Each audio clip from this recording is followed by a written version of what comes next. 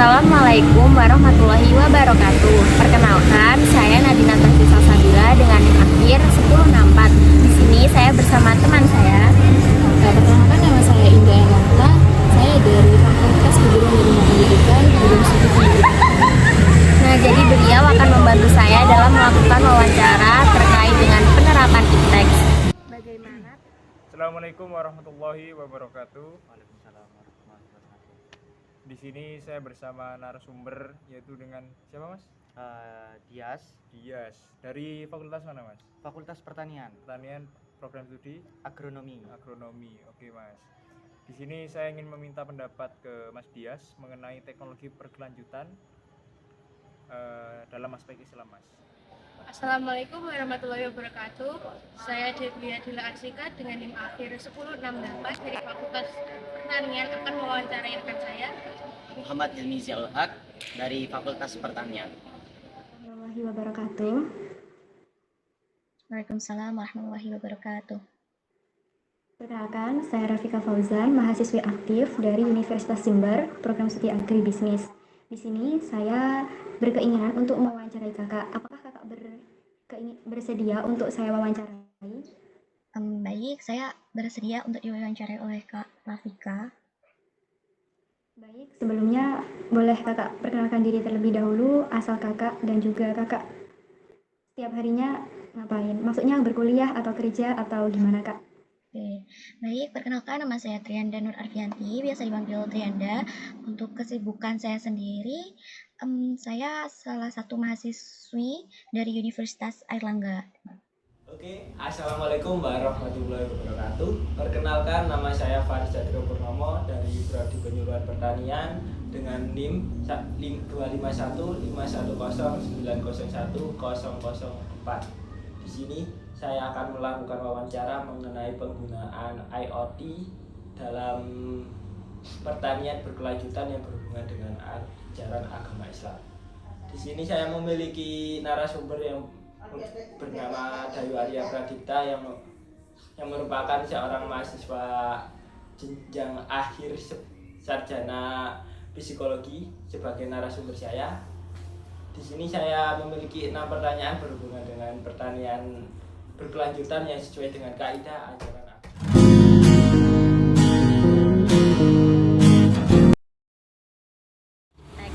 Bagaimana teknologi IoT bisa membantu pertanian agar lebih ramah lingkungan sesuai dengan ajaran Islam? Dengan adanya teknologi IoT ini, petani itu bisa tahu kapan tanahnya itu butuh air, pupuk, agar nantinya porsi yang diberikan itu tidak boros atau berlebihan. Nah, di Islam juga itu kita diajarkan untuk tidak melebihi. Saya kan dari kakak tadi, menurut saya ya, teknologi IoT itu bisa banget buat bantu pertanian di Indonesia jadi lebih efisien dan ramah lingkungan. Misalnya nih, dengan menggunakan sensor otomatis. Petani di Indonesia tuh bisa tahu kapan tanahnya butuh air, kapan tanahnya butuh pupuk. Jadi mereka tuh nggak asal siram atau asal tabur pupuk lah. Nah, hal ini tuh bikin sumber daya alam tuh nggak jadi terbuang nggak terbuang secara sia-sia lah, karena kita menyiramnya atau memberikan pupuknya itu sesuai dengan kebutuhan, dan juga bisa meminimalisir kerugian. Nah, dalam Islam juga kita kan diajarkan buat nggak berlebihan, dan kita sebagai manusia itu diwajibkan untuk menjaga atau dalam mengelola alam ini dengan baik. Jadi penggunaan IoT ini dalam bidang pertanian ini bisa dibilang sejalan lah dengan nilai-nilai Islam tentang tanggung jawab terhadap bumi. Oke. Lanjut ke pertanyaan kedua ya Mas ya. Oke. Mengapa penerapan IoT penting untuk menjaga keseimbangan alam seperti yang diajarkan dalam prinsip mizan atau keseimbangan dalam Islam? Penggunaan IoT dapat membantu pemantauan lingkungan secara real time seperti kualitas udara, penggunaan energi, sehingga manusia dapat menjaga keseimbangan ekosistemnya, Mas. Jadi mungkin dengan prinsip tadi seperti yang dikatakan Mizan, keseimbangan dapat dapat berjalan dengan bijak dengan menggunakan IoT ini, Mas. Untuk proses keseimbangan sendiri ya sesuai dengan yang saya katakan tadi, di mana para petani menggunakan teknologi IoT ini untuk membantu memantau dari tanaman tersebut untuk pada pemberian pupuk, pestisida dan lain-lain.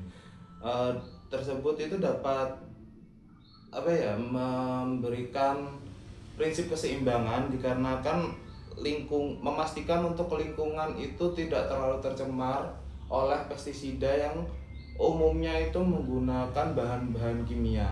Karena untuk bahan-bahan organik sendiri itu dapat dikatakan masih cukup mahal. Di mana penggunaan IoT dapat menjadi bentuk amal soleh jika diarahkan untuk keberlanjutan lingkungan. Ya, tentunya bisa lah untuk merupakan bentuk jadi amal soleh, karena semua itu kan tergantung dari niatnya kan. Kalau seorang petani itu menerapkan teknologi IoT demi menjaga ketahanan pangan dan untuk kemaslahatan bersama umat, tentunya itu menjadi amal soleh. Penggunaan lot yang mendukung pelestarian lingkungan seperti pengelolaan limbah atau efisiensi energi merupakan bentuk nyata kepedulian terhadap bumi. Dalam pandangan Islam, menjaga alam termasuk amal saleh karena berarti menunaikan tanggung jawab manusia sebagai khalifah yang menjaga penciptaan Allah. Selanjutnya ya Kak, mengapa iman dan nilai-nilai spiritual itu tadi perlu menjadi dasar etis dalam pengembangan teknologi IoT modern? Soalnya teknologi itu kan dia sifatnya netral ya, tergantung siapa nih yang menggunakan teknologi itu. Nah, kalau teknologi ini dikembangkan tanpa dasar iman atau moral, bisa jadi disalahgunakan untuk kepentingan pribadi atau hal-hal yang merusak. Tapi, kalau dasarnya itu iman, orang akan sadar bahwa teknologi itu harus digunakan untuk kebaikan dan kebermanfaatan. Jadi nilai spiritual ini penting banget lah supaya teknologi itu berkembang dengan arah yang benar dan tetap menghormati ciptaan Allah. Gitu.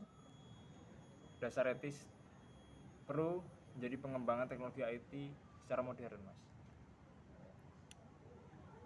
Mungkin tanpa iman teknologi bisa disalahgunakan, Mas, seperti eksploitasi lahan, kepentingan pribadi. Dengan menggunakan nilai Islam terhadap teknologi ini menjadi kesadaran tersendiri untuk memanfaatkan teknologi ini, sehingga teknologi ini menimbulkan sikap tanggung jawab, kejujuran, serta kepedulian terhadap lingkungannya, Mas. Berarti teknologi IoT ini sangat berdampak, Mas ya? Yeah. Karena kan kalau sesuai syariah Islam itu kan pasti ada aturan-aturan tertentu ya, Mas ya? Bagaimana IoT bisa digunakan untuk mengurangi pemborosan energi dan sumber daya sebagai wujud tanggung jawab atau amanah manusia terhadap bumi melalui sistem otomatis berbasis lot. Penggunaan energi dapat disesuaikan dengan kebutuhan seperti pengaturan lampu, irigasi, atau suhu ruangan.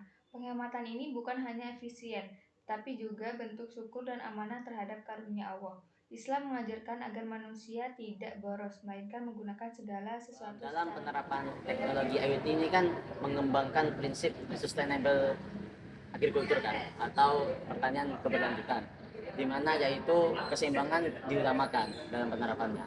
Misal ada alat IoT yang bisa mematikan irigasi air secara otomatis, dan di situ tidak terjadi pemborosan, dan itu menjaga lingkungan agar tidak rusak juga ya kan, dan itu tentunya menjadi amanah kita sebagai khalifah di bumi.